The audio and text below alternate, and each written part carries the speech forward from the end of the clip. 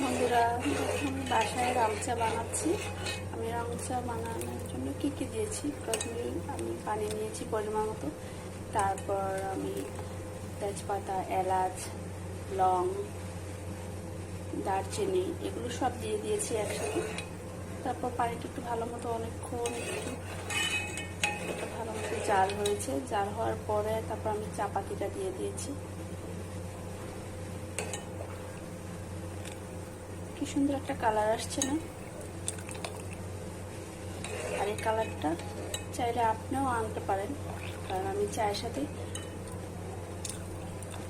1 চামচ মধু দিয়েছি, তাই কি সুন্দর একটা কালার আসছে। এটা হচ্ছে আমার হানি চা। এখন মধু চাটা হয়ে গেল। এটা আমি এখন গ্লাসে ঢেলে দেব।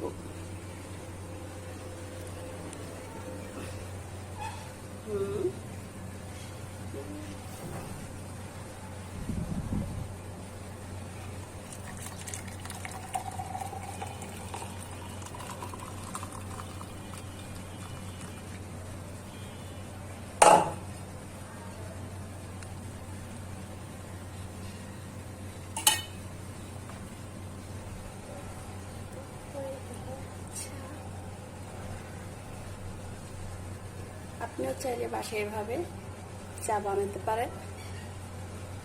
কেমন হলো আমার চায়ের কালারটা সবাই জানাবেন কিন্তু।